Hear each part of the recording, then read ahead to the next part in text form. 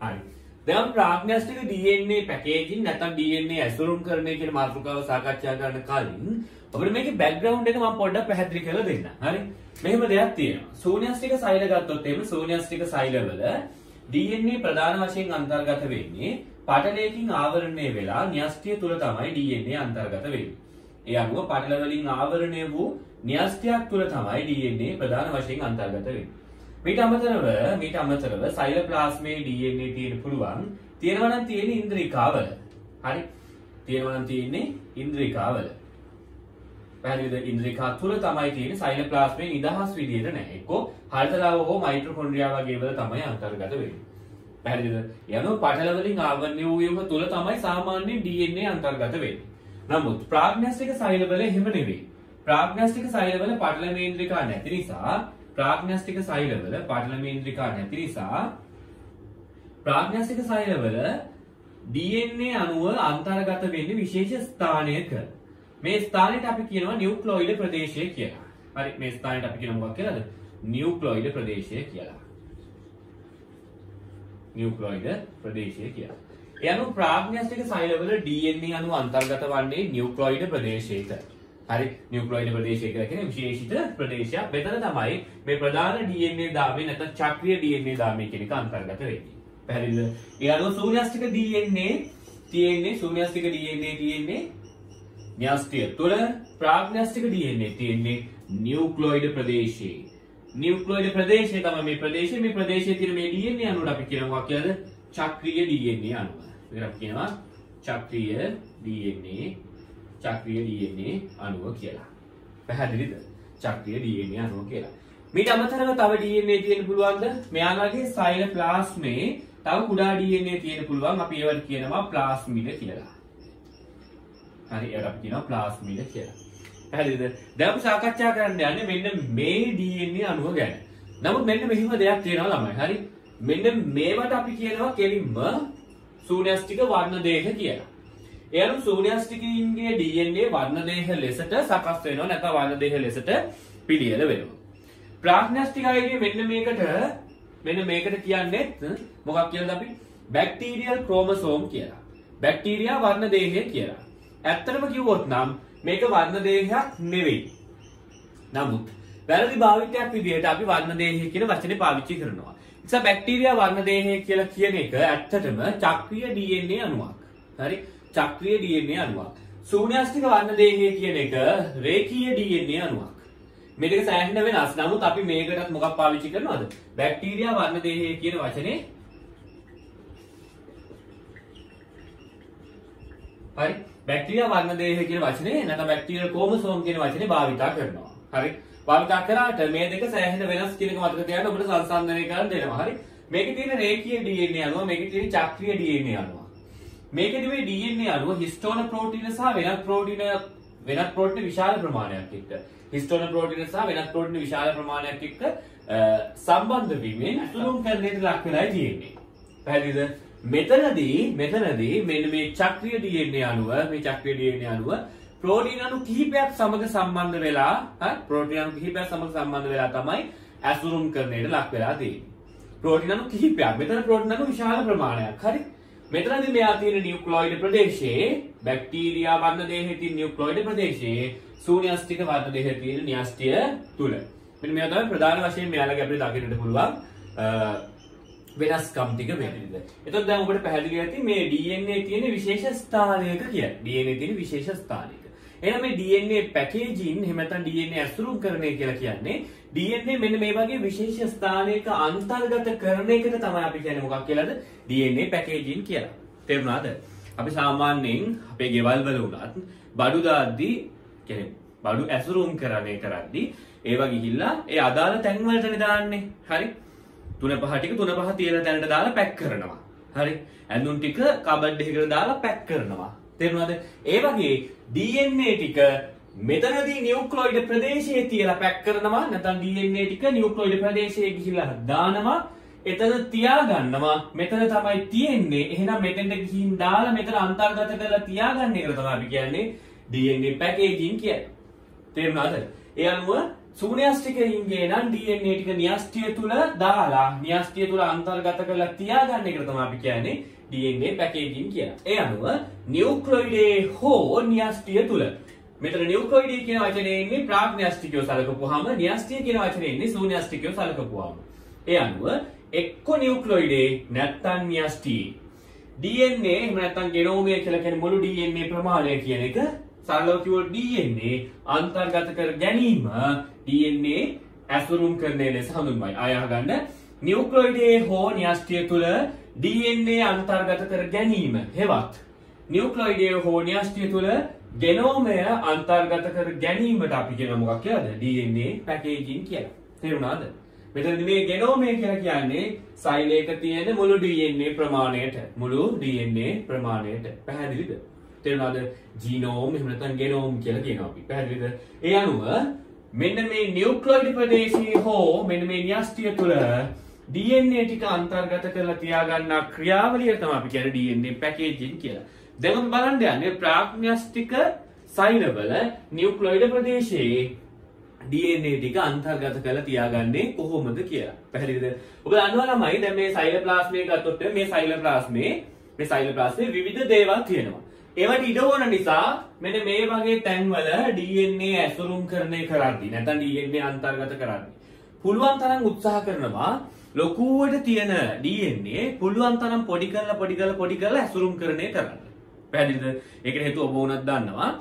ඇඳුම් නිකන් අපිරිවලට දැම්මොත් එහෙම කබඩ් එකකට දාන්න පුළුවන් ඇඳුම් 15ක් 20ක් වගේ ප්‍රමාණයක්.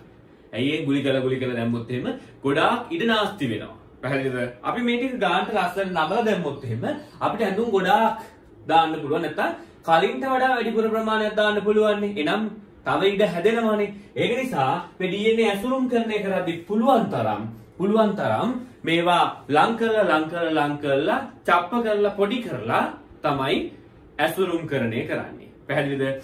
පිළිවෙලට මේ ටික ලස්සනට නමනවා. නමලා තමයි ඇසුරුම් කරන්නේ කරන්නේ. නැත්තම් අනවශ්‍ය විදිහට සෛලප්ලාස්මයේ ඉඳ නාස්ති වෙන නිසා මෙන්න මේ ඇසුරුම් කරන්නේ කරන්න කලින් මේක හරි ලස්සන පිළිවෙලකට නමලා තමයි ඇසුරුම් කරන්නේ කරන්නේ. දැන් බලන්න යන්නේ කොහොමද මේ පිළිවෙලකට මේ ටික නමාගන්නේ කියලා. හරි ලස්සන නැමුවට පස්සේ ඊට පස්සේ පුළුවනි මෙන්න මෙතෙන්ට ගෙනල්ලා තද කරලා සම්බන්ධ කරලා තියන්න. පැහැදිලිද?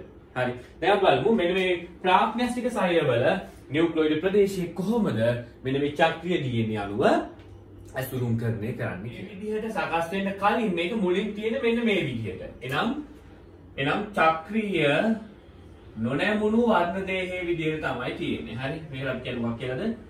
චක්‍රීය නොනැමුණු වර්ණ දේහය. මේක අපි කියන්නේ චක්‍රීය නොනැමුණු වර්ණ දේහය කියලා. මේක අපි කියන්නේ චක්‍රීය නොනැමුණු වර්ණ දේහය කියලා. පැහැදිලිද? ඊට පස්සේ මොකද වෙන්නේ? මේ චක්‍රීය නොනැමුණු වර්ණ දේහය මෙන්න මේ විදිහට ද්විත්ව හේලික්ෂයක් වගේ තියෙන්නේ. මේක සම්බන්ධ වෙලා වලල්ලක් වගේ තමයි තියෙන්නේ. හරි. මේක ද්විත්ව හේලික්ෂයක් ස්වරූපයෙන් තියෙන සම්බන්ධ වුණු වලල්ලක් ස්වරූපයෙන් තමයි තියෙන්නේ. හරි. ඊළඟට මොකද වෙන්නේ? ඊළඟට වෙන්නේ මෙහෙම. හරි. මේ වගේ තැන් කිහිපයකින් හරි. තැන් කිහිපයකින් මෙන්න මේ දාමය මෙහෙම ඇතුළට නෙරන්න පටන් ගන්නවා. පැහැදිලිද? තැන් කිහිපයකින් මේ දාමය මෙහෙම ඇතුළට නෙරන්න පටන් ගන්නවා. ඊට පස්සේ මොකද වෙන්නේ? ඊට පස්සේ කොණ්ඩේ කට්ටක් ගහනවා වගේ මේ නැමුණු කැලි ටික සම්බන්ධ වෙනවා. බලන්න ඉන්න. ඒ අනුව මේ තැන් වලින් මේ දාමය ඇතුළට නෙරන්න පටන් ගන්නවා. හරි. මේ තැන් වලින් මේ දාමය ඇතුළට නෙරන්න පටන් ගන්නවා. මේ විදිහට මේ දාමය ඇතුළට නෙරන්න පටන් ගන්නවා. ඊට පස්සේ මොකද වෙන්නේ? ඊට පස්සේ වෙන්නේ මෙහෙමයි. හරි. මෙන්න මේ නැමෙන තැන් තියෙනවානේ. මෙන්න මේ ලූප් එක නැත්නම් මෙන්න මේ පුඩුව ආරම්භ වන තැන්.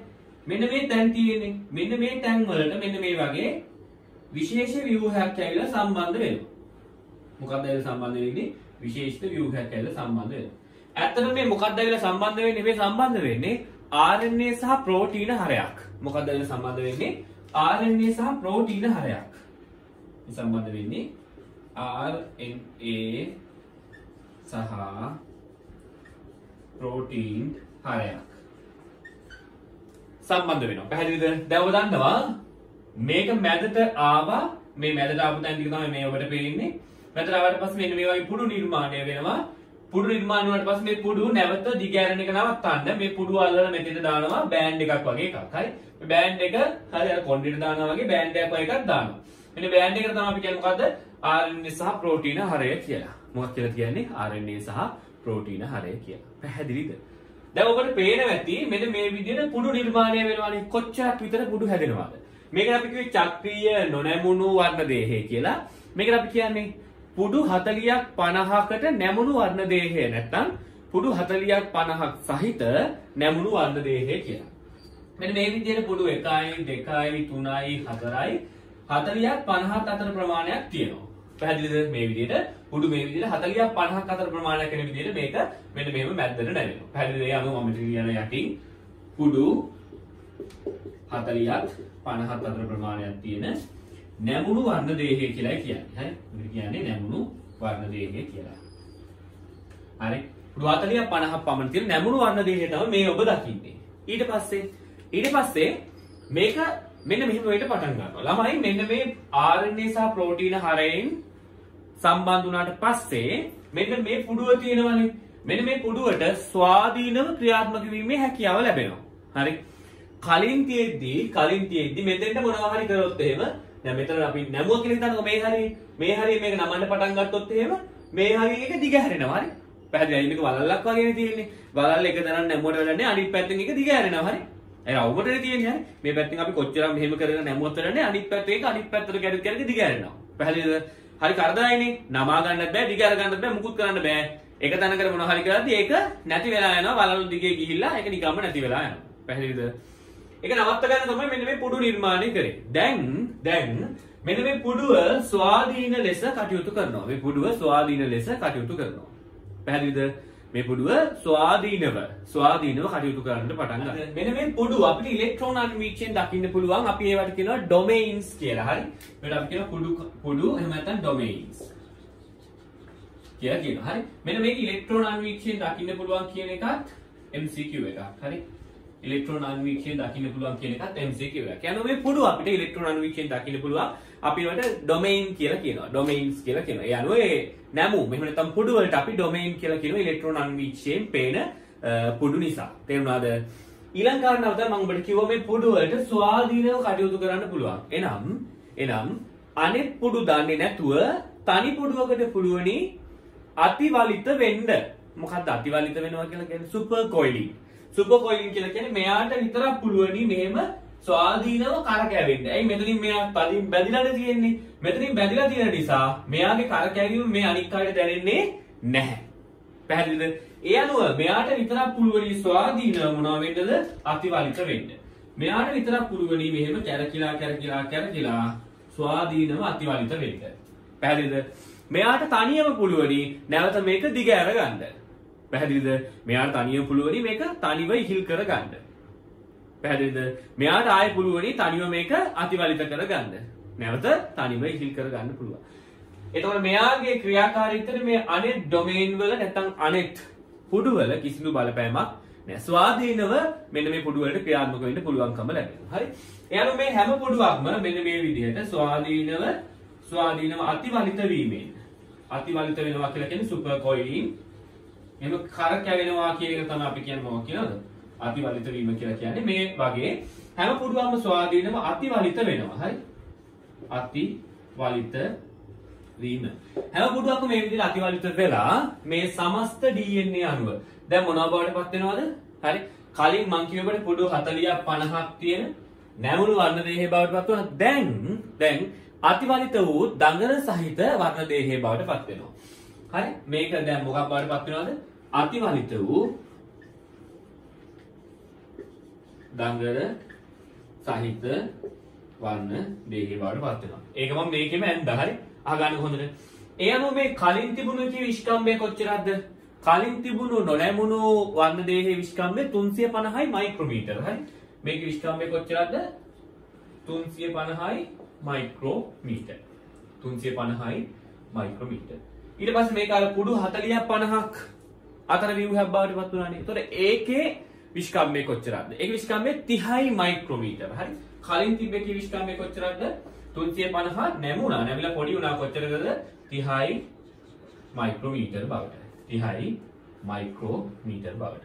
තේරුණාද? ඊට පස්සේ දැන් මේක අතිවලිත වෙලා අතිවලිත වීමෙන් පසුව දඟර සහිත වර්ණ දේහය බවට පත් වුණානේ. දැන් මේකේ විශ්කම්භය කොච්චරද? 2යි නේනෝ. 2යි මයික්‍රෝමීටර්. හරි? 2යි මයික්‍රෝමීටර්. එතකොට අපිට පැහැදිලිව තේරෙනවා මෙයා එන්න පැකින් වෙද්දී පුංචි වෙලා අඩු ඉඩ කඩක ඇහිරෙන තත්වයට පත් වෙනවා. අඩු ඉඩ කඩක ඇහිරෙන තත්වයට පත් වෙනවා.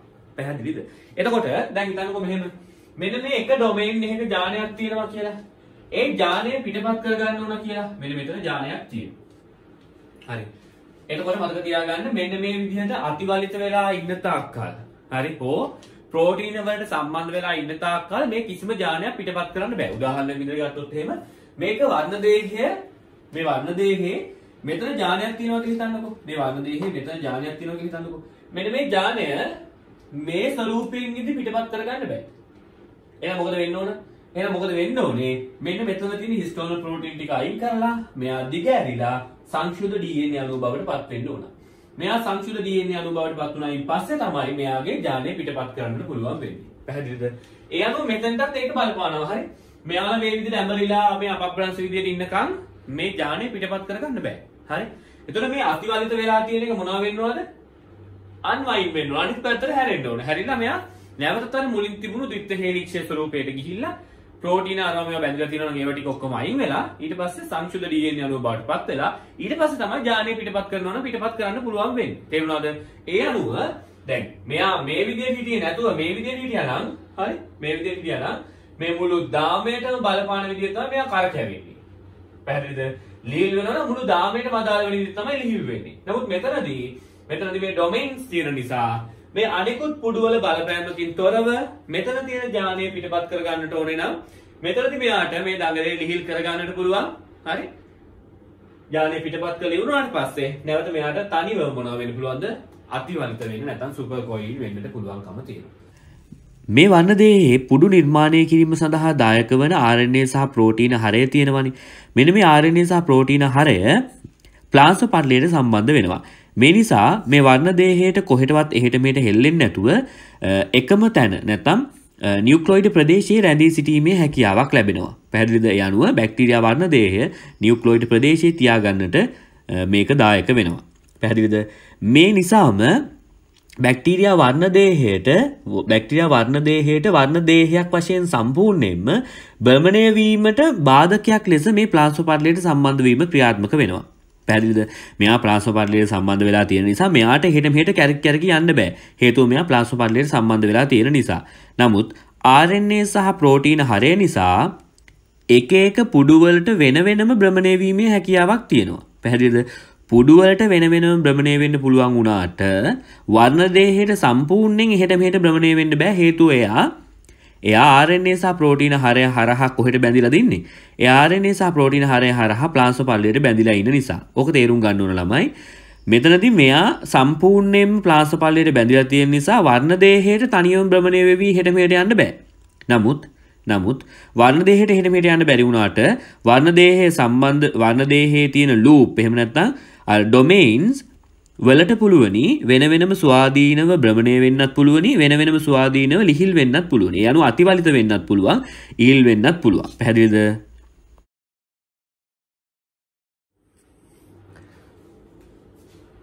හරි. දැන් මම ඔබට කරලා පෙන්නන්නම් මෙන්න මේ එක ලූප් එකක් නැත්නම් තනි ඩොමේන් එකක් කොහොමද ඉහිල් වෙන්නේ කියලා. හරි. මේකට කියනවා අපි තනිදාම ඡේදනය කියලා. හරි. තනිදාම ඡේදනය කියලා කියනවා. මේ තනිදාම ඡේදනය කියන්නේ මොකක්ද කියන එක මම පැහැදිලි කරලා දෙන්නම්. මෙතනදී ඔබට පැහැදිලිව පේනවා ඇති මෙතන ද්විත්ව හේලික්ෂයක් තියෙන්නේ. දාම දෙකක් සර්පිලාකාර වෙතිලයි තියෙන්නේ. යනු ද්විත්ව හේලික්ෂයක් ඔබ දකිනවා. හරි. මෙන්න මේ ද්විත්ව හේලික්ෂය මේ විදිහට තවදුරටත් මොනවා වෙනවද?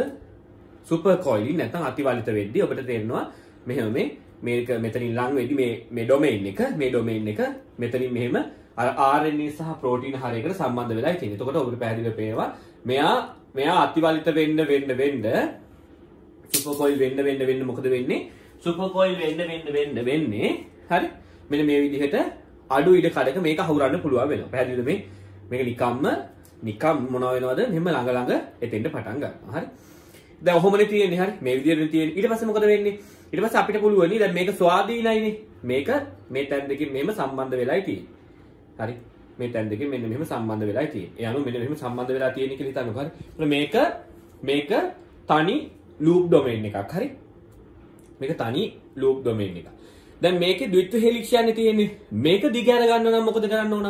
එක්ක මෙන්න මෙතන තියෙන RNA සහ ප්‍රෝටීන් හරය අයින් කරනවා. අයින් කරපු ගමන් මෙයා ඔන්න දිගහැරෙන්න පටන් ගන්නවා. හරි? නැත්තම් මේක දිගහැරෙන්න වෙනම ක්‍රමයක් තියෙනවා. මේක දිගහැරෙන්න පුළුවන් මේ තනිදාම ඡේදනය කියන එකෙන්. තනිදාම ඡේදනය කියලා කියන්නේ මෙතන දැන් දාම දෙකක් නේ තියෙන්නේ. හරි? මෙතන දාම දෙකක් නේ තියෙන්නේ. ද්විත්ව හෙලික්ෂයක් නේ. හරි? මේක එක දාමයක් අපිට කපලා දාන්න පුළුවන්. හරි? මෙතන එක දාමයක් තෝරලා අපි එක දාමයක් කපනවා. කපපු ගාම මේ සම්පූර්ණ ලූප් එක දිගහැරෙන්න පටන් ගන්නවා. හරි? මේක එක දාමයක් තෝරලා අපි ඒ දාමේ කපනවා. හරි? මේක දාමයක් තෝරලා ඒ දාමේ කපපු ගාම ඔබට පැහැදිලිව පේනවා ඇති. හරි? එක දාමයක් තෝරලා ඒ දාමේ කපපු ගාම මේ සම්පූර්ණ ඩොමේන් එකම දිගහැරෙන්න පටන් ගන්නවා. හරි? ඉස්සර සුපර් කොයිල් වෙලා තිබිච්ච එක්කෙනාට දැන් පුළුවනි මෙන්න මෙහෙම දිගහැරෙන්න. පැහැදිලිද? ඒ අනුව මේක දිගහැරිලා සම්පූර්ණයෙන්ම දිගහැරිලා යනවා. දැන් ඔබට පේනවා ඇති මේ පැත්තෙන් දිගහැරීගෙන එනවා. හරි? පැහැදිලිද? මේ අනුව මේ විදිහට සම්පූර්ණයෙන් මෙන්න මේ සුපර් කොයිල් ගතිය නැති වෙලා යනවා. පැහැදිලිද? තේරුණාද? එතකොට පුළුවනි මේක සම්පූර්ණයෙන් දිගහරින්න පුළුවන් නේ. හරි? දැන් මෙතනින් මෙහෙම සම්බන්ධ වෙලා ඉන්නේ. මේක දාමයක් කැපුවාට පස්සේ තනිදාම ඡේදනය කරා. ඊට පස්සේ මේ තනිදාම ඡේදනය කරාට පස්සේ මේක සම්පූර්ණයෙන් දිගහැරෙනවා. ඊට පස්සේ අවශ්‍ය විදිහට ජානේ පිටපත් කරගෙන නැවතත් අර කපපු තැනින් සම්බන්ධ කරලා මේකට තනියම කපපු තැනින් සම්බන්ධ කරාට පස්සේ නැවත මෙයාට පුළුවනි තනියම මේ මොනවා වෙන්නද? සුපර් කොයිල් වෙන්න.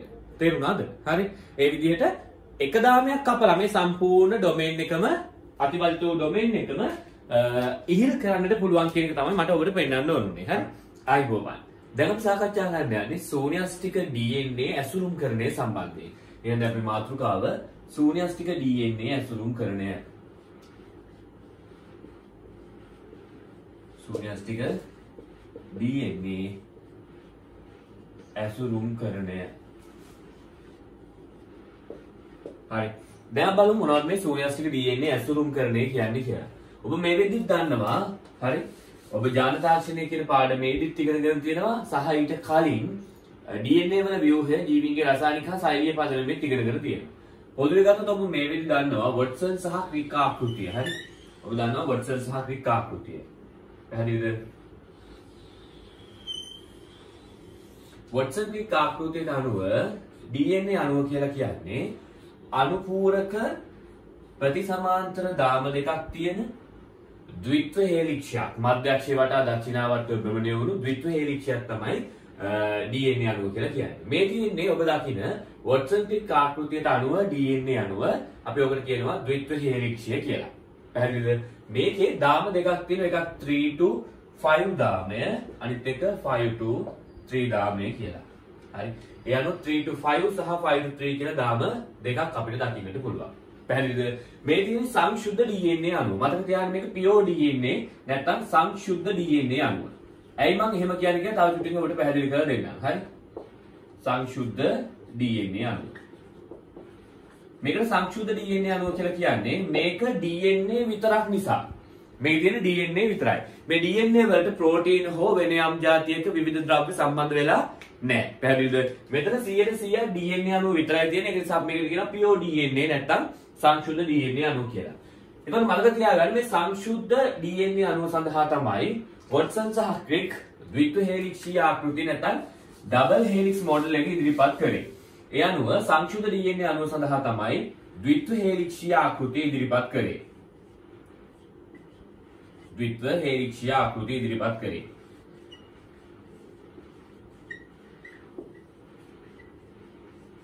හරි?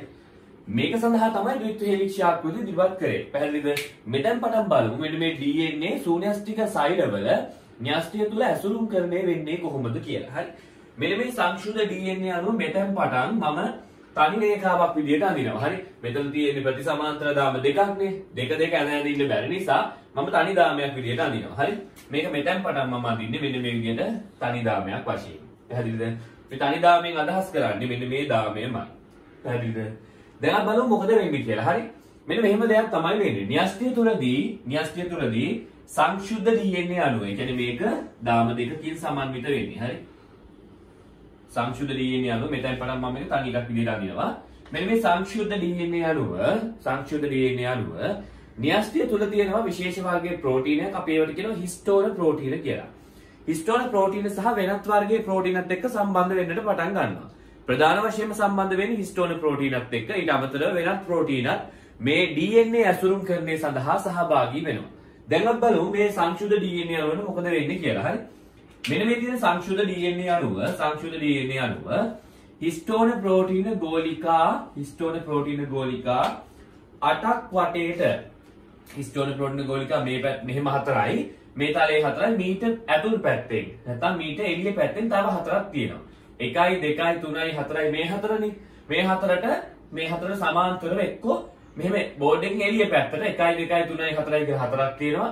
එහෙම නැත්නම් බෝඩ් එකේ ඇතුල් පැත්තට 1යි 2යි 3යි 4යි කියලා 4ක් තියෙනවා. කොහමද හිස්ටෝන ප්‍රෝටීන කීයක් තියෙනවද? ගෝලිකා 8ක් තියෙනවා. හිස්ටෝන ප්‍රෝටීන ගෝලිකා 8ක් තියෙනවා. රතු පාට 4යි ඊට පස්සේ ඊට පිටිපස්සෙන් තියෙන නිල් පාට 4 තමයි මම මෙහෙම පැත්තෙන් පේනවා වගේ යන්නේ. පැහැදිලිද? ඒ අනුව ඔක්කොම හිස්ටෝන ප්‍රෝටීන මෙතන කීයක් තියෙනවද? හිස්ටෝන ප්‍රෝටීන් කීයක් තියෙනවද? 8ක් තියෙනවා. හිස්ටෝන ප්‍රෝටීන ගෝලිකා කීයක් තියෙනවද? 8ක් තියෙනවා. මෙන්න මේ හිස්ටෝන ප්‍රෝටීන ගෝලිකා 8 වටේට මේ සංශුද්ධ DNA අණුව වට දෙකක් කරකැවෙනවා. මේවා ඔක්කොම MCQ. හරි. මතක තියාගන්න ළමයි මෙතන ඉඳලා මේ කියන හැම එකක්ම MCQ. ඒක නිසා මේ හැම එකක්ම අවධානයෙන් අහගෙන ඉන්න. හිස්ටෝන ප්‍රෝටීන ගෝලිකා කොච්චරක් වටේටද? 8ක් වටේට. හිස්ටෝන ප්‍රෝටීන ගෝලිකා 8ක් වටේට සංශුද්ධ DNA අණුව වට කීයක් එතනවාද? සංශුද්ධ DNA අණුව වට දෙකක් එතෙනවා. එතිලා හදනවා මෙන්න මේ වගේ ව්‍යුහයක්. මෙන්න මේ ව්‍යුහයට අපි මොකක් කියලාද කියන්නේ? මේ ව්‍යුහයට අපි කියන්නේ නියුක්ලියෝසෝම් යුනිට් නැත්නම් නියුක්ලියෝසෝම ඒකකයක් කියලා. ඒ අනුව මේ ඔබ දකින්නේ නියුක්ලියෝසෝම ඒකකයක්.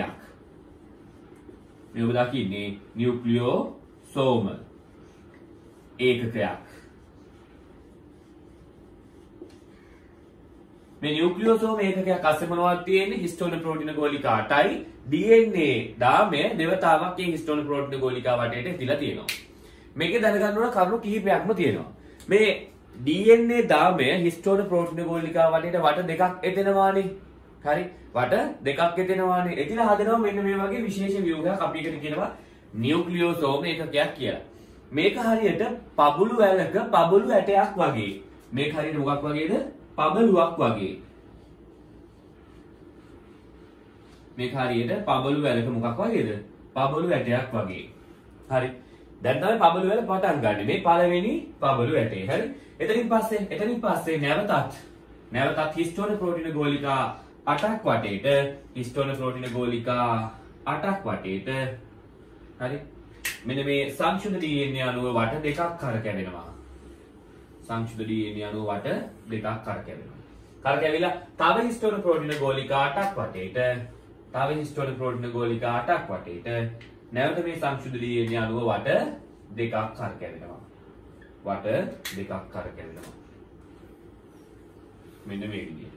පැහැදිලිද? මෙන්න මේ විදිහට දිගින් දිගටම හිස්ටෝන ප්‍රෝටීන ගෝලිකා 8ක් වටේට වට දෙක කැරකි සංශුද්ධ DNA අණුව ඉස්සරහට යනවා. එතකොට මෙන්න මේ එක යුනිට් එකකට අපි කියනවා නියුක්ලියෝසෝම ඒකකයක් කියලා. මේක නියුක්ලියෝසෝම ඒකකයක්, මේක නියුක්ලියෝසෝම ඒකකයක්, ඊට පස්සේ තියෙන එක නියුක්ලියෝසෝම ඒකකයක්, ඊට පස්සේ තියෙන එක නියුක්ලියෝසෝම ඒකකයක්. ඔන්න ඔය විදිහට දිගටම යනවා. පැහැදිලිද? මේ නියුක්ලියෝසෝම ඒකකයක් හරියට මොකක් වගේද? මේ නියුක්ලියෝසෝම ඒකකයක් හරියට පබළු ඇටයක් වගේ. මේක හරියට මොකක් වගේද? පබළු ඇටයක් වගේ. පැහැදිලිද? ඒ අනුව මේ ඔබ දකින්නේ පබළු ඇට වලින් නිර්මාණය වුණු පබළු වැලක් වගේ එකක්. පැහැදිලිද? මේ තියෙන විවිධාකාරයේ පබළු ඇට මේ පබළු ඇට වලින් නිර්මාණය වෙච්ච පබළු වැලක් වගේ ව්‍යුහයක් තමයි දැන් නිර්මාණය වෙන්නේ. පැහැදිලිද? මෙන්න මේක ගොඩක් වැදගත්. හරි. මේකේ මේ එක පබළු ඇටයක විස්කම්භය ඔබ දැනගෙන ඉන්නට ඕනේ. මේක පබළු ඇටයක විස්කම්භය ඔබ දැනගෙන ඉන්නට ඕනේ. මොකද ඒක MCQ අහන ඔබෙන්. හරි. මේක පබළු ඇටයක විස්කම්භය ඔබ දැනගෙන ඉන්නට ඕනේ. කොච්චරද? මේක පබළු ඇටයක විස්කම්භය 10යි නැනෝමීටර්. හරි. මේ පබළු ඇටයක විස්කම්භය කොච්චරද? 10යි නැනෝමීටර්. පැහැදිලිද? මෙන්න මේ වගේ ඔන්න පබළු වැලක් නිර්මාණය වෙනවා. ඒ අනුව නියුක්ලියෝසෝම ඒකකයක විස්කම්භය කොච්චරද? 10යි නැනෝමීටර්. සංශුද්ධ DNA අණුව හිස්ටෝන ප්‍රෝටීන ගෝලිකා 8ක් වටේට වට දෙකක් භ්‍රමණය වෙමින් ඉදිරියට ගමන් කරනවා. ගමන් කරද්දී නියුක්ලියෝසෝම ඒකක නිර්මාණය වෙනවා. එක් නියුක්ලියෝසෝම ඒකකයක විස්කම්භය 10ක් නැනෝමීටර වෙනවා. එක නියුක්ලියෝසෝම ඒකකයක විස්කම්භය 10ක් නැනෝමීටර වෙනවා. පැහැදිලිද? මැද තියෙන්නේ මේ නියුක්ලියෝසෝම එකකේ මැද හරයේ තියෙන්නේ හිස්ටෝන ප්‍රෝටීන. මොනවද තියෙන්නේ? හිස්ටෝන ප්‍රෝටීන තමයි මැද්දේ අන්තර්ගත වෙන්නේ. පැහැදිලිද? එතනින් පස්සේ මෙන්න මේ පබළු වැල වගේ ගාමේ නිර්මාණය වුණාට පස්සේ වෙන්නේ මෙන්න මේ පබළු වැල නැවත ප්‍රතිසංවිධානය වෙන්නයි යන්නේ. මුලින්ම හැදෙන්නේ පබළු වැල. තියෙනවා සංශුද්ධ DNA අණුව.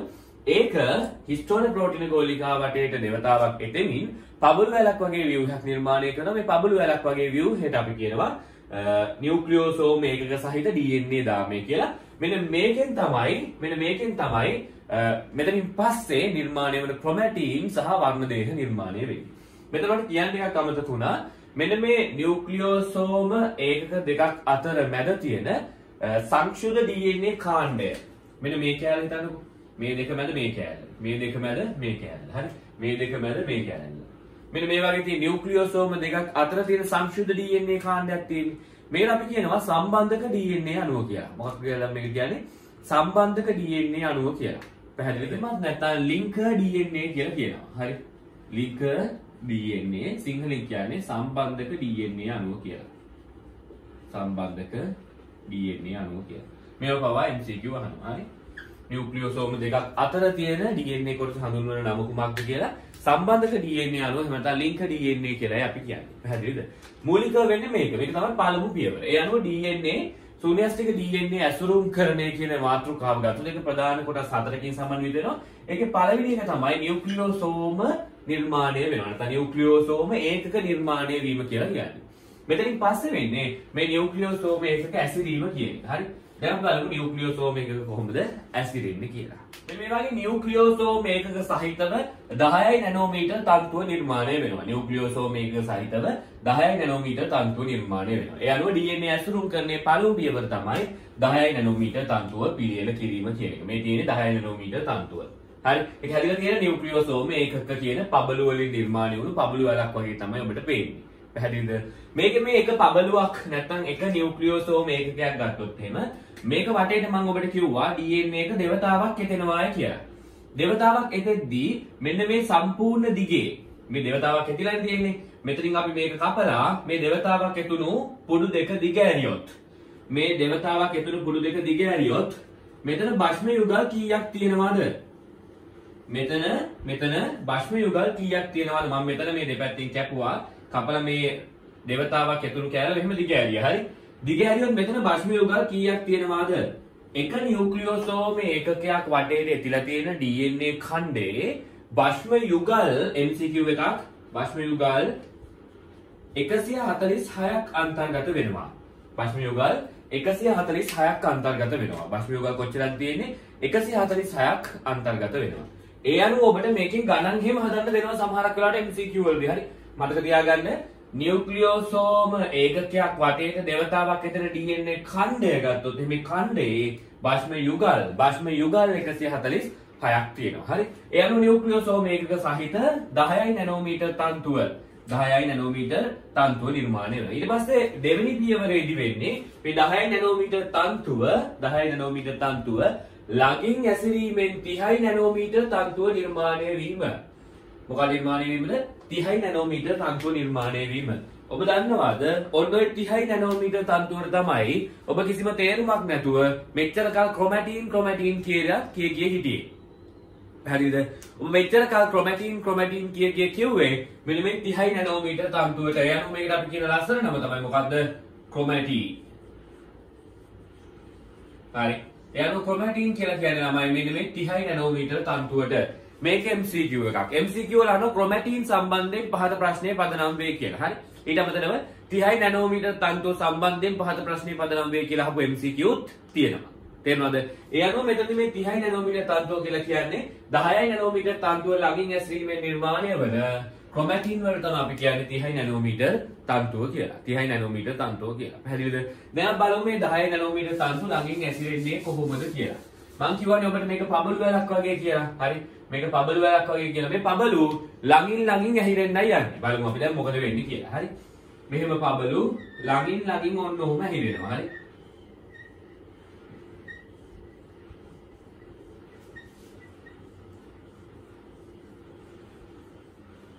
මෙන්න මේ විදියට. හරි. එතකොට මෙන්න මේව තමයි පබල්. හරි. මේ අතරමැද තියෙන කැලේ ඒව සම්බන්ධක DNA. එයාගේ මෙන්න මේ විදියට සර්පිලාකාරව මේ 10 නැනෝමීටර් තන්තුව ළඟ ළඟින් ඇහිරෙනවා.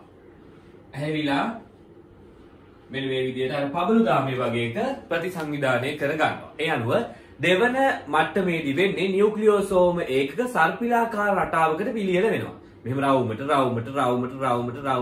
එතෙනවා. පැහැදිලිද? ඒ අනුව නියුක්ලියෝසෝම පබළු වැලේ තියෙන පබළු ටික මෙහෙම රවුමට එතියෙදි දණ්ඩක් වගේ එකක් නිර්මාණය කරනවා. පැහැදිලිද? දණ්ඩක් වගේ එකක් නිර්මාණය කරනවා. ඉන්නේ දණ්ඩ වගේ තන්තුවට තමයි අපි කියන්නේ මොකක් කියලාද? ඒ දණ්ඩ වගේ මෙහෙම ළඟ එතිලා දණ්ඩක් වගේ දිග තන්තුවක් නිර්මාණය කරනවා. හරි? අන්නේ තන්තුවට අපි කියනවා 30 නැනෝමීටර් තන්තුව කියලා. ඇයි එහෙම කියන්නේ? වෙන මොකක් හරි කියන්න තිබ්බනේ.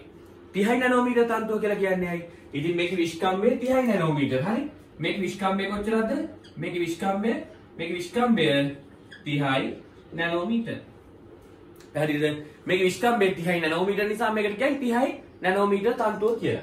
මේ තන්තුව ගත්තොත් මේ පබළු වැලේ පබළුවක විස්කම්භය 10 නැනෝමීටර්නේ. ඉතින් පබළුවක විස්කම්භය තමයි මේ දාමේ විස්කම්භය වෙන්නේ. මොකද පබළුව වල විස්කම්භය වැඩිම මේව ඉතින් විස්කම්භය නොසලකා හරි ඒක තාන් කුඩායි. ඒ අනුව මේ තන්තුව අපි කියන්නේ 10 නැනෝමීටර් තන්තුව කියලා. 10 නැනෝමීටර් තන්තුව සර්පිලාකාර වෙටීමෙන් නිර්මාණය වෙන. මෙතන මේ සර්පිලාකාර කියන වචනේත් වැදගත් MCQ එකක්. හරි. මේක සර්පිලාකාරව එතීමෙන් නිර්මාණය වෙන 30 නැනෝමීටර් තන්තුව. හරි. 30 නැනෝමීටර් තන්තුව මේ තන්තුවේ විස්කම්භය තමයි 30 නැනෝමීටර් වෙන්නේ. හරි. මෙන්න මේ තන්තුවට අපි කියන මොකක් කියලාද? ක්‍රොමැටින් කියලා. මේ තන්තුවට අපි කියන මොකක් කියලාද? ක්‍රොමැටින් කියලා. පැහැදිලිද? ඔන්න නිර්මාණය වුණා මොකද්ද? 30 නැනෝමීටර් තන්තුව. දැන් ඔන්න මම මෙතනදී ඔයගොල්ලන්ට ක්‍රොමැටින් ගැන උගන්වන්නයි යන්නේ. හරි. දැන් උගන්වන ඔයගොල්ලන්ට මම ක්‍රොමැටින් ගැන. ක්‍රොමැටින් ගත්තොත් ළමයි ක්‍රොමැටින් ප්‍රධාන වර්ග දෙකක් තියෙනවා. හරි. ක්‍රොමැටින් ගත්තොත් එහෙනම් ක්‍රොමැටින් ප්‍රධාන වර්ග දෙකක් තියෙනවා. හරි. සාමාන්‍යයෙන් විභාජනය නොවන අවස්ථාවක ඕනෑම සෛලයක න්‍යෂ්ටිය තුල තියෙන්නේ ක්‍රොමැටින්. විභාජනය වෙන්න පටන් ගද්දි තමයි මෙතනින් එහා සංසිද්ධීන් ටික වෙන්නේ. හරි. මේ දක්වා සාමාන්‍යයෙන් ඕනෑම සෛලයක මෙන්න මේ ක්‍රියාවලිය වෙලා මෙතන නැවතිලායි තියෙන්නේ. ඒ අනුව ක්‍රොමැටින් තමයි සාමාන්‍ය සෛලයක තියෙන්නේ. විභාජනය වෙන්න පටන් ගද්දි මොකද වෙන්නේ? මේක තවදුරටත් ඇහිරෙන්න පටන් ගන්නවා. ක්‍රොමැටින් තවදුරටත් ඇසිරීමෙන් අවසාන ඵලය වන අවසානයේදී වර්ණ දේහ බවට පත් වෙනවා. වර්ණ දේහාංශ දෙකක් සහිත අනුගුණ වර්ණ දේහයේ බවට පත් වෙනවා.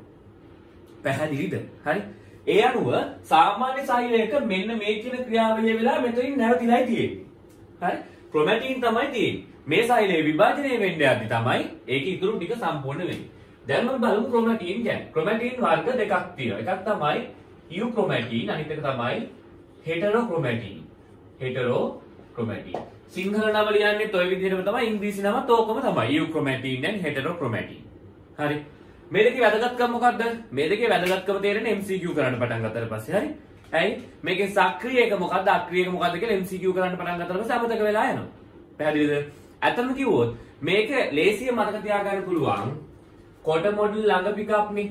ඒ කියන්නේ කොට ඒවා නැත්තම් කෙටි ඒවා නැත්තම් මිටි ඒවා හරිම කාර්යක්ෂමව වැඩ කරනවානේ. ඔය කොට ළමයි බලන්නකො ඉක්මනට දුවන්න පුළුවන්, ඉක්මනට රින් ගන්න පුළුවන්, මෙහෙම යන්න පුළුවන්. හරි. පැහැදිලිද? හැමදේම ටක් ගාලා කරන්න පුළුවන්. ලොකු උන් ඉන්නවනේ උන් හරිම අලසයි. පැහැදිලිද? පුටුවකින් නැගිට ගන්නත් බෑ. හරි. ඇදලා ගන්න ඕන නැත්තම් නැගිටින්නෙත් නෑ. පැහැදිලිද? ඒ නිසා චූටි එක්කෙනා ඉන්නේ පොඩි නම තියෙන එක්කෙනා එයා තමයි කාර්යක්ෂම. එයා තමයි සක්‍රීයව RNA නිෂ්පාදනය කරලා ජාන පිටපත් කරන්න දායක වෙන්නේ. ඒ අනුව යුක්‍රොමැටින් තමයි ළමයි සක්‍රීය නැත්තම් ක්‍රියාකාරී. හෙටරෝ කියද්දි නම ලොකුයිනේ. ඒ කියන්නේ එයා අක්‍රීයයි. හරි. එයා තමයි අක්‍රියාකාරයේ තදින් ඇහැරිලා තමයි ඉන්නේ. පැහැදිලිද? ඒ අනුව ක්‍රොමැටින් වර්ග දෙකයි. එකක් යුක්‍රොමැටින්, අනිත් එක නා හෙටරෝක්‍රොමැටින්. යු කියන නම පොඩි නිසා එයාලා තමයි ලිහිල් වැහිරිලා තියෙන ක්‍රොමැටින් ආකාරය. එයාලම තමයි ජාන රාශියක් දරන ක්‍රොමැටින් ආකාරය. මෙයාලම තමයි සක්‍රීයව ජාන RNA වලට පිටපත් කරන ක්‍රොමැටින් වර්ගය. සරලව කිව්වොත් අපිට ඕනේ ක්‍රොමැටින් ටික මෙයාලා. මෙයාලා තමයි අපේ හැම ජානයක්ම දරාගෙන ඉන්නේ හැම ජානයක්ම වගේ පිටපත් කරන්නේ සාමාන්‍ය ක්‍රියාකාරීත්වය සඳහා ඍජුවම දායක වන නූල් බෝලයක් වගේ ලිහිල් වැහැරිලා තියෙන ක්‍රොමැටින් වර්ගය තමයි මේ යුක්‍රොමැටින් කියලා කියන්නේ. පැහැදිලිද? ඒතර යුක්‍රොමැටින් ගත්තොත් එහෙම න්‍යාස්තියක යුක්‍රොමැටින් නිකන් ඕන ඔය වගේ හරි මෙන්න මේ වගේ අපිලිවලකට තමයි ඔය වගේ හැරිලා ඉන්නේ. තේරුණාද? හරි. ඒතර මෙයා තමයි අතන සක්‍රීය ආකාරය වෙන්නේ. හෙටරොක්‍රොමැටින් කියලා කියන්නේ තදින් ඇසිරුණු ක්‍රොමැටින් ආකාරය. හරි තදින් ඇහිලා තියෙන ක්‍රොමැටින් ආකාරය. මේ ක්‍රොමැටින් වල තියෙන නියුක්ලියෝටයිඩ් අණුපිළිවෙළවල් බොහෝ දුරට අක්‍රීයයි. සක්‍රීය නෑ හරි. යුක්‍රොමැටින් වල තියෙන ඒවා සක්‍රීයයි. මෙයාලගේ තියෙන ඒවා බොහෝ දුරට අක්‍රීයයි. ඊටාම කලාතුරකින් සක්‍රිය වෙන්න පුළුවන්. එහෙම සක්‍රිය වුණොත් එහෙම එක ප්‍රශ්නයක් වෙනවා. අපි බලමු මේකේ ඇති වෙන ප්‍රශ්න මොනවාද කියලා. හරි. සරලව කිව්වොත් තදින් ඇහිලා තියෙනවා. තදින් ඇහිලා හරි පුංචි දූපත් වගේ තදින් ඇහිලා ශක්තිමත්ව තදින් ඇහිලා ගොනු විදිහට තමයි ඒගොල්ලෝ තියෙන්නේ. ඊළඟ කාරණාව තමයි මෙයාලගේ තියෙන DNA අනුක්‍රමණයන් ගත්තොත් එන්නේ ඒවා බොහෝ දුරට අක්‍රීයයි. මේගොල්ලෝ වැදගත් වෙන්නේ විශේෂ කාර්යයන් තුනක් සඳහා. ඒක මම පස්සේ කියන්නම්. හරි. ඒතකොට ප්‍රධාන වශයෙන්ම ගත්තොත් එන්නේ මේගොල්ලෝ අක්‍රීයයි. සක්‍රීය වෙන්න පටන් ගත්තොත් එන්නේ මල කෙලියක් වෙනවා. හරි. තේරුණාද? සාමාන්‍යයෙන් නම් ඒගොල්ලෝ එච්චර සක්‍රීය නෑ. අක්‍රීය විදිහට ඉන්ඇක්ටිව් ෆෝම් එකකින් නැත්නම් අක්‍රීය ස්වරූපයෙන් තමයි ඉන්නේ. පැහැදිලිද? ඒ අනුව යුක්‍රොමැටින් තමයි අපිට වැදගත් වෙන ආකාරය. මේක තමයි සාමාන්‍ය වර්ණ දේහ බවට පත් වෙන්නේ. සාමාන්‍ය ලෙස සියලුම ජාන දරාගෙන ඉන්නේ මෙන්න මේ යුක්‍රොමැටින් කියන ආකාරය. හෙටරොක්‍රොමැටින් කියලා කියන්නේ මෙයා නිකන් දූපතක් වගේ ඉන්නේ. හරි. දූපතක් වගේ ඉන්නේ අක්‍රීය ස්වරූපයෙන් ඉන්නේ. හරි. මෙයා ඕන වෙන්නේ අපි ප්‍රවේණියට එපිජෙනටික්ස් වගේ ඒවා තමයි මෙයා ඕන වෙන්නේ. එපිජෙනටික්ස් වගේ ඒවා තමයි ඕන වෙන්නේ. අපි ඒක ගැන පස්සේ බලමු. තේරුණාද? එයන ඔබට පැහැදිලි ඇති ක්‍රොමැටින් කියන්නේ 30 නැනෝමීටර් තන්තුව 10 නැනෝමීටර් තන්තුව සර්පිලාකාර වෙතීමෙන් තමයි 30 නැනෝමීටර් තන්තුව නිර්මාණය වෙන්නේ. ක්‍රොමැටින් කියන්නේ වර්ග දෙකකින් යුක්ත වන කාණ්ඩයක් සෑම සෛලයකම විභාජනයට කලින් න්‍යෂ්ටිය තුල අපිට දකින්න පුළුවන් ක්‍රොමැටින් වර්ග දෙකයි යුක්‍රොමැටින් සහ හෙටරොක්‍රොමැටින් කියලා. යුක්‍රොමැටින් කියලා කියන්නේ සක්‍රීය ආකාරයේ ලිහිල්ව ඇහිලා තියෙන්නේ. ලිහිල්ව ඇහිලා තියෙන නිසාම සක්‍රීයව ජාන පිටපත් කරන්නත් mRNA නිෂ්පාදනය කරන්නත් ඒ හරහා ජාන ප්‍රකාශයට පත් කරන්නත් කටයුතු කරනවා. හෙටරොක්‍රොමැටින් කියලා කියන්නේ තදින් හැවුණු ආකාරයක්. ඒකේ තියෙන නියුක්ලියෝටයිඩ් අණුපිළිවෙළවල් නැත්තම් සරලව කිව්වොත් ජාන සියල්ලක්ම වගේ අක්‍රීය ස්වරූපයෙන් තමයි පවතින්නේ. පැහැදිලිද? හරි. මෙයා ගැන අපි පුළුල් ඉගෙන ගන්න නිසා අපි එයා ගැන සාකච්ඡා කරන්නේ. දැන් බලමු මේ හෙටරොක්‍රොමැටින් වල තියෙන ප්‍රධාන කාර්යයන් මොනවාද කියලා. මේ හෙටරොක්‍රොමැටින් මම ඔබට කලිනුත් කිව්වා මේගොල්ලෝ ජාන යාමක ලෙස කටයුතු කරනු ලබනවා. මේගොල්ලෝ කවුරු විදියට කියලා කිව්වේ? ජාන යාමක ලෙස කටයුතු කරනු ලබනවා. මොනවද ජාන යාමක කියලා කියන්නේ? මෙයාලා වෙනත් ජානවල ක්‍රියාකාරීත්වයන් පාලනය කරන්නට පටන් ගන්නවා. පැහැදිලිද? මෙයාලට පුළුවන් මම ඔබට කිව්වා සාමාන්‍යයෙන් මේගොල්ලෝ අක්‍රීයයි. හරි.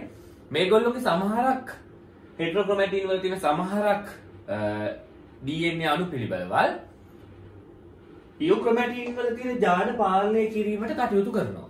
පාලකයෙක් ලෙස කටයුතු කරනවා. පැහැදිලිද? ඒ අනුව හෙටරොක්‍රොමැටින් සමහරක් ජානවල යාමකයෙක් නැත්නම් නියාමකයෙක් ලෙස කටයුතු කරනවා. ජාන යාමකයෙක් කියලා වර්ග තියා ගන්න. දෙවෙනි තමයි මම ඔබට කිව්ව ප්‍රසිද්ධම උදාහරණය තමයි එපිජෙනටික්ස් නැත්නම් අපිප්‍රවේණිය සඳහා. සිංහලෙන් කියන අපිප්‍රවේණිය කියලා සඳහා දායක වෙනවා. ඔබට ප්‍රවේණිය කියන පාඩමේදී මේක උගන්වනවා. හරි. එකක් ඔබට ප්‍රවේණිය කියන පාඩමේදී මේක උගන්වනවා. අනිත් එක තමයි මේක නිසා ඇතිවන රෝගයක් වන හීනෝන්මාදය සම්බන්ධයෙන් ඔබට ස්නායු පද්ධතිය කියන පාඩමේදී නැවත උගන්වනවා. පැහැදිලිද? එතකොට මෙතන කැලි දෙකක් තියෙන්නේ පාඩම් දෙකක. එපිජෙනටික්ස් නැත්නම් අපිප්‍රවේණිය කියලා කියන්නේ ජානවල නැති ලක්ෂණ ප්‍රකාශ වීම සම්බන්ධයෙන් ගැටලුවක්. පැහැදිලිද? ජානවල නැහැ හීනෝන්මාදය නැත්නම් බින්නෝන්මාදය කියන මානසික රෝගී තත්ත්වයේ ජානවල නැහැ. පැහැදිලිද? ජානවලින් එන එකක් නෙමෙයි. නමුත් එහෙම අයට ජානවලට සම්බන්ධ වෙච්ච මොකක් හරි වෙනම කෑල්ලක් හඳුනා ගන්න පුළුවන්කම ලැබිලා තියෙනවා. ඒ අනුව ජානවල නැති ලක්ෂණ ප්‍රකාශයටපත් වෙන්නේ කෙසේද කියන එක පැහැදිලි කරන්න තමයි මේ එපිජෙනටික්ස් අපිප්‍රවේණිය කියන කොටසේ තියෙන වැදගත්කම තමයි මේ අපිප්‍රවේණිය අපිට පැහැදිලි කරන්න පුළුවන් ප්‍රවේණිකව ඒගොල්ලෝ ගාව නැති ලක්ෂණ කොහොමද ප්‍රකාශයටපත් වෙන්නේ කියලා. එයාලු එකට දායක වෙන්නේ මෙන්න මේ හෙටරොක්‍රොමැටින් කියන තදින් හැරිලා තියෙන සාමාන්‍යයෙන් අක්‍රීය ස්වරූපයෙන් තියෙන ක්‍රොමැටින් වර්ගය. ඊට අමතරව ගත්තොත් එහෙම ක්‍රෝමසෝමල් ඉන්ටග්‍රිටි එක සඳහා දායක වෙනවා. සරලව කිව්වොත් සිංහලෙන් කියන්නේ වර්ණ දේහවල ස්ථායීතාවය ආරක්ෂා කිරීම සඳහා කටයුතු කරනවා. කියන්නේ වර්ණ දේහ කියන්නේ යුක්‍රොමැටින් වලින් හැදෙන එකක් නේ. මෙයාලගේ ස්ථායීතාවය ආරක්ෂා කරගන්න මේ පුංචි දූපත් ටික කටයුතු කරනවා. හරි. පැහැදිලිද? ඒ අනුව ක්‍රෝමසෝමල් ඉන්ටග්‍රිටි සිංහලෙන් අපි කියන්නේ වර්ණ දේහවල ස්ථායීතාවය කියලා. හරි. වර්ණ දේහවල ස්ථායීතාවය ඇති කිරීම සඳහා කටයුතු කරනවා. ඒ අනුව දැන් ඔබ දන්නවා යුක්‍රොමැටින් සහ හෙටරොක්‍රොමැටින් කියන ආකාර දෙකේ ස්වරූපය ගැන. මේකේ සරලව කිව්වොත් යු කියන වචනේ පොඩි නිසා එයා සක්‍රියයි. එයා වර්ණ දේහ හදනවා. එයා ජාන පිටපත් කරනවා. එයා තමයි අපේ දේහේ ගොඩක් දේවල් පාලනය කරන්නේ. හෙටරෝ කියන නම ලික නිසා මෙයා අක්‍රියයි. අක්‍රිය නිසාම මෙයා ප්‍රධාන වශයෙන් ලොකුවට ජාන පිටපත් කරන්න හැම දායක වෙන්නේ නැහැ. නමුත් දැනට පවතින ජාන නියාමනය කරන දායක වෙනවා. ඊට අමතරව ගත්තොත් එහෙම අපි ප්‍රවේණීය සඳහා දායක වෙනවා. එනම් ජානවල නැති ලක්ෂණ මිනිසුන් තුළ දකින්නට පුළුවන් වෙන්නේ කොහොමද කියන එක පැහැදිලි කරන්න අපි මෙන්න මේ හෙටරොක්‍රොමැටින් භාවිතා කරන අවසාන වශයෙන් හෙටරොක්‍රොමැටින් දායක වෙන මොනවා සඳහාද? වර්ණ දේහවල ස්ථායීතාවය නැත්නම් ක්‍රෝමසෝමල් ඉන්ටග්‍රිටි එක මේන්ටේන් කරන්න. පැහැදිලිද? ඒ අනුව ඔන්න ක්‍රොමැටින් ගැන දැන් ඔබ දන්නවා. මෙතනින් පස්සේ තියෙන මේ ක්‍රොමැටින් තව දුරටත් ප්‍රෝටීන හරයකට සම්බන්ධ වෙලා ඝනීභවනය වන අවස්ථාව. හරි? හරි. දැන් ඔබ බලමු මෙන්න මේ ක්‍රොමැටින් තන්තු වලට මොකද වෙන්නේ කියලා. මේ තියෙන ක්‍රොමැටින් තන්තු දැන් විශේෂිත ප්‍රෝටීනමය ආධාරකයකට සම්බන්ධ වෙන්නට පටන් ගන්නවා. හොඳට බලන්න ඉන්න මේ ප්‍රෝටීනමය ආධාරකය කියලා කියන එක අපි ඉංග්‍රීසි වලින් කියන්නේ ප්‍රෝටීන් ස්කැෆෝල්ඩ් එකක් කියලා. ඒ අනුව ප්‍රෝටීන් ස්කැෆෝල්ඩ් එකකට නැත්නම් ප්‍රෝටීනමය ආධාරකයකට සම්බන්ධ වෙන්නයි යන්නේ. හරි? ප්‍රෝටීන් ස්කැෆෝල්ඩ් එකකට නැත්නම් ප්‍රෝටීනමය ආධාරකයකට සම්බන්ධ වෙන්නයි යන්නේ. මම මේ ප්‍රෝටීනමය ආධාරකය කියන එක මෙන්න මේ වගේ නිල් පාටට දාන්න. මේ තියෙන්නේ ප්‍රෝටීනමය ස්කැෆෝල්ඩ් එක. සිංහලෙන් කියන්නේ ප්‍රෝටීනමය ආධාරකය කියලා.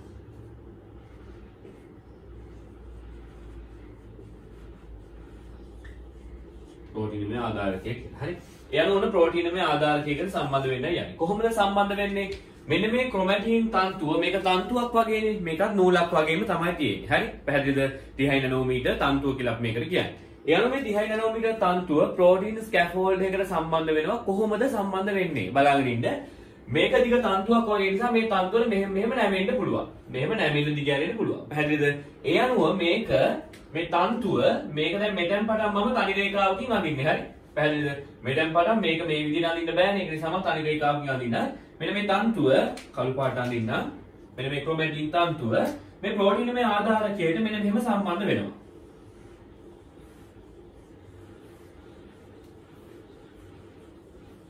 මෙන්න මේ විදිහට සම්බන්ධ වෙනවා. පැහැදිලිද? මෙන්න මේ ස්ථාන වලින් සම්බන්ධ වෙනවා.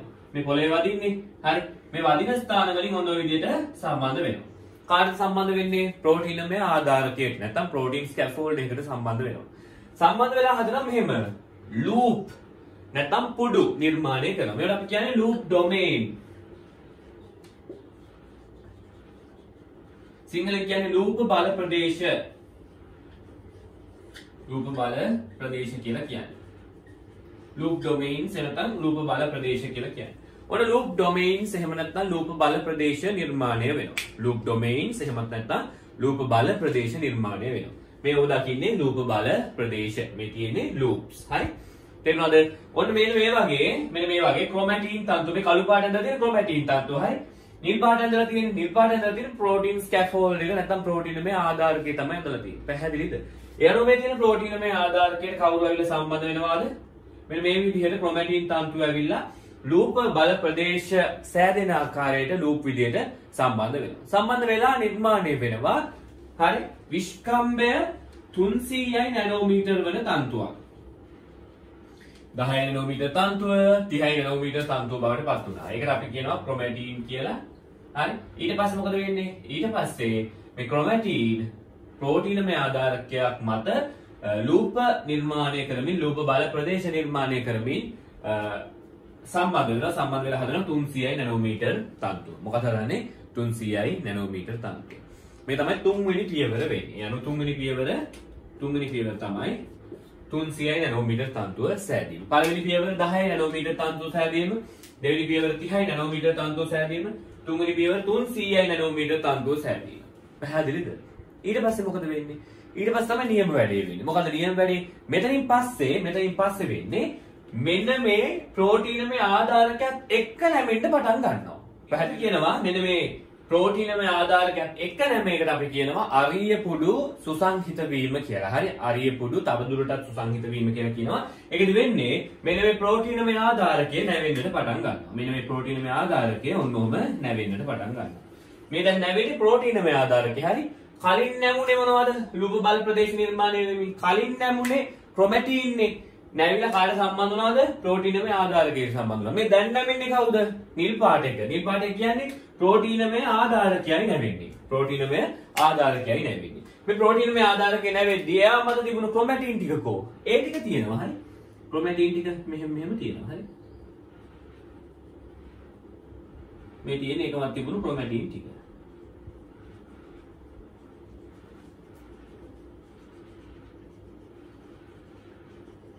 ක්‍රොමැටින් ටික තියෙනවා. පැහැදිලිද? මෙන්න මේ විදිහට තවදුරටත් සුසංහිත වී තවදුරටත් ඝනීභවණය වෙලා සුසංහිත වෙලා හදනවා විස්කම්භය 700යි නැනෝමීටර් තියෙන ව්‍යුහයක්. මෙන්න මේක තමයි ළමයි අපි කියන්නේ අනුරණ වර්ණ දේහයක අනුරණ විභාජනයේදී නිර්මාණය වන වර්ණ දේහයක තියෙන සහෝදර වර්ණ දේහාංශයක් කියලා. මතක තියාගන්න මෙන්න මේ 700යි නැනෝමීටර් ව්‍යුහය තමයි මෙන්න මේ මෙතනදී අපි 700යි නැනෝමීටර් තියෙන වර්ණ දේහාංශයක් කියලා කියන්නේ. ඔබ දන්නවා අනුරණ විභාජනයේදී හැදෙන වර්ණ දේහයක වර්ණ දේහාංශ දෙකක් තියෙනවානේ. හරි. සිස්ටර් ක්‍රොමැටිඩ්ස් නැත්නම් සහෝදර වර්ණ දේහාංශ කියලා. සර්ව සම සහෝදර වර්ණ දේහාංශ දෙකෙන් එකක් තමයි මෙන්න මේ විදිහට හැදෙන්නේ. පැහැදිලිද? ඒ අනුව වර්ණ දේහයක වර්ණ දේහාංශ දෙකක් තියෙන නිසා එකක විස්කම්භය 700 නැනෝමීටර් නම් සම්පූර්ණ වර්ණ දේහයේ විස්කම්භය කීයද? ඒ වගේ දෙගුණයක්. හරි. ඒ අනුව 700 වැඩි කිරීම 2යි එහෙම නැත්නම් 1400යි නැනෝමීටර් වෙනවා. මේ 1400 නැනෝමීටර් වෙන්නේ මොකක්ද?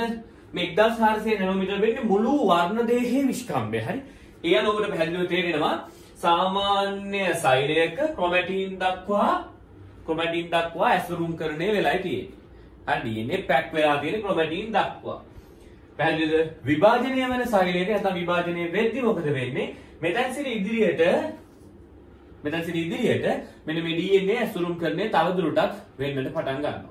ඒ ප්‍රතිඵලයක් විදිහට DNA වර්ණ දේහ බවට පත් වෙනවා. ඒ අනුව DNA පුළුවන් තරම් ඇසිරීමෙන් අවසානයේදී නිර්මාණය වන ව්‍යුහය තමයි අපි වර්ණ දේහය කියලා කියන්නේ. පැහැදිලිද? ඒ අනුව ලූප බල ප්‍රදේශ නිර්මාණය වෙනවා ප්‍රෝටීනමය ආධාරකයක් මත. ඊට පස්සේ ප්‍රෝටීනමය ආධාරකයක් එක්ක නැවෙන්න පටන් ගන්නවා.